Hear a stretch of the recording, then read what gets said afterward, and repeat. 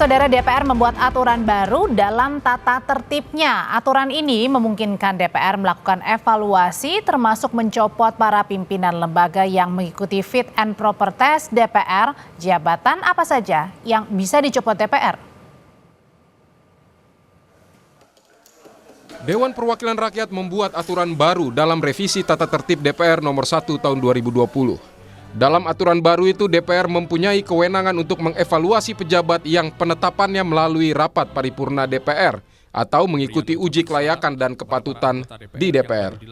Ketua Badan Legislasi DPR Bob Hasan menyebut berdasarkan tatib baru, salah satu rekomendasi yang dapat dilakukan DPR ialah dengan melakukan pemberhentian pejabat yang dianggap bertentangan dengan aturan. Sudah menjadi peraturan. Peraturan baru gitu kan. Peraturan revisi peraturan 228A. Diselipkan pasal bahwa DPR memiliki kewenangan untuk melakukan evaluasi terhadap jabatan calon-calon yang sebelumnya dilakukan fit and proper test melalui DPR. Evaluasi secara berkala terkait dengan adanya sebelumnya mungkin adanya kinerja yang tidak sesuai dengan sebagaimana hasil fit and proper test sebelumnya.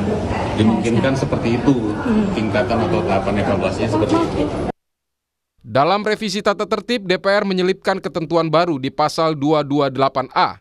Di ayat 1 tertulis dalam rangka meningkatkan fungsi pengawasan dan menjaga kehormatan DPR terhadap hasil pembahasan komisi sebagaimana yang dimaksud pasal 227 ayat 2, DPR dapat melakukan evaluasi secara berkala terhadap calon yang telah ditetapkan dalam rapat paripurna DPR.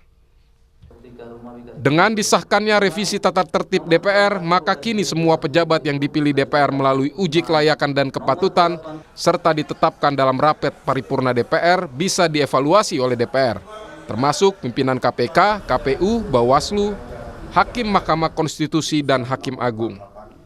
Wakil Ketua DPR Sufmi Dasko Ahmad menyebut tatib baru DPR yang dapat mengevaluasi pimpinan lembaga yang ditetapkan rapat paripurna DPR merupakan penegasan fungsi pengawasan.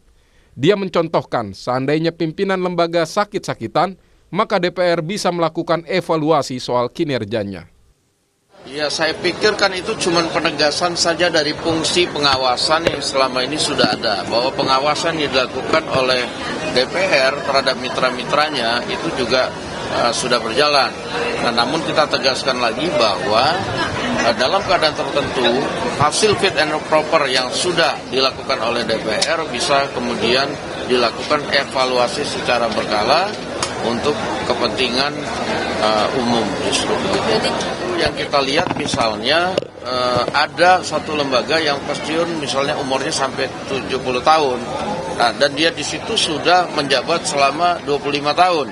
Dan sekarang kondisinya misalnya sakit-sakitan. Nah, ini kan kemudian kita harus lakukan fit and proper apakah yang bersangkutan itu masih dapat menjalankan tugasnya dengan baik. Nah, kalau tidak kan kita harus kemudian lakukan mekanisme agar yang bersangkutan dapat digantikan oleh yang lebih layak.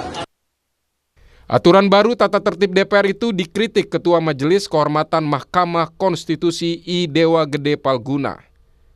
Dia menyebut tidak perlu Ketua MK-MK yang jawab, cukup mahasiswa hukum semester 3. Dari mana ilmunya ada tatib bisa mengikat keluar? Masa DPR tak mengerti teori kewenangan? Masa DPR tak mengerti teori pemisahan kekuasaan dan check and balances? Kata I. Gede Palguna seperti kami kutip dari kompas.com hari ini. Salinan revisi tatib DPR telah diserahkan balik ke rapat paripurna DPR. Namun diharapkan tatib baru DPR jangan sampai mempengaruhi independensi pejabat. Tim Liputan Kompas TV.